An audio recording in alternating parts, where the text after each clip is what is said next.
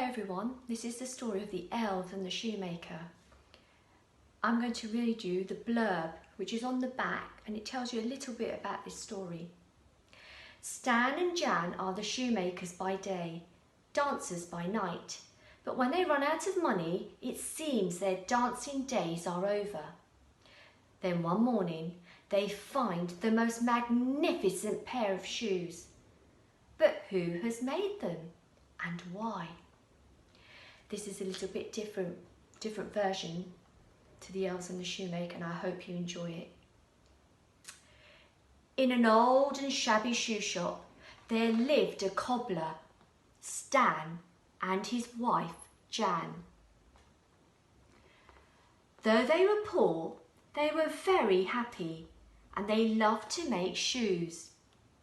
Shoes for walking, shoes for jumping, and shoes for skipping, and best of all, shoes for dancing. Every day, Stan and Jan worked hard making shoes for their little shoe shop. And every evening they slipped on their favourite dancing shoes and they waltzed the night away. The villagers loved to watch them dance, and before long people young and old whirled and twirled through the doors to join in. All summer long the shoemakers danced, sharing their joy with everybody around them.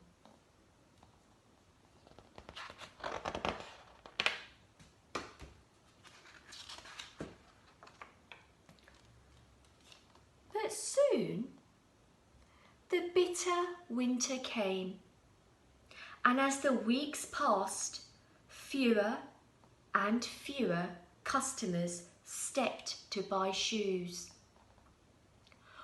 "What will we do?" said Stan.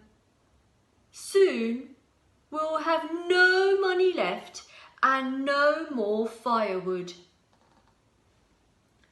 The shop grew quieter and quieter.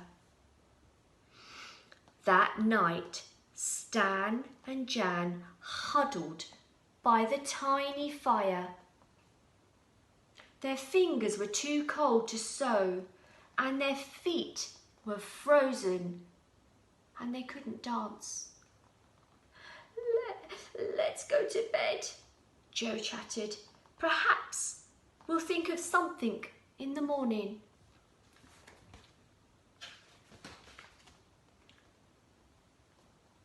But in the morning, when they awoke, they found the most magnificent pair of shoes. "Leaping laces!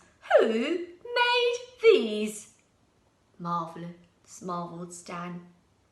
Before they could start to wonder, the shop door opened and in marched their first customer in weeks.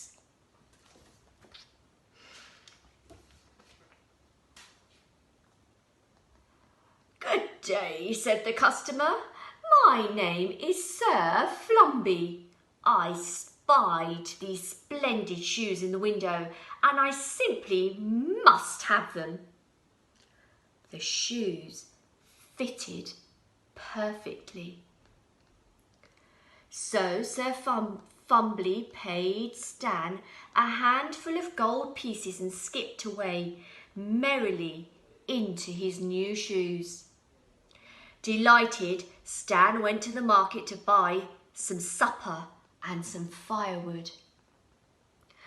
And that night, the shoemaker and his wife danced for joy once more. They were really happy. The next morning, they found, to their amazement, 3 new pairs of shoes, even more stunning than the last ones. Stan and Jan could not believe their eyes. But just then, "Greetings, shoemakers. I am Sir Flipsy Flopsy, and I've heard the most marvellous things about your shoes. Why, they are even more fabulous than I imagined. I shall buy all of them, one pair for me and the others for my horse, Toby. Imagine a horse wearing shoes. That's really funny. So Sir Flipsy Flopsy filled the shoemaker's pockets with gold coins and galloped off. From then on, there were shiny new shoes every morning.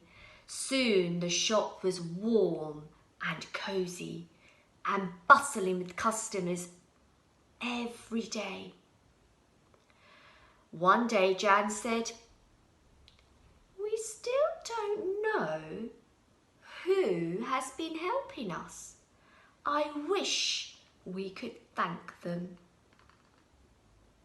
Then Stan had a wonderful idea. Why don't we stay up all night to find out who has been helping us?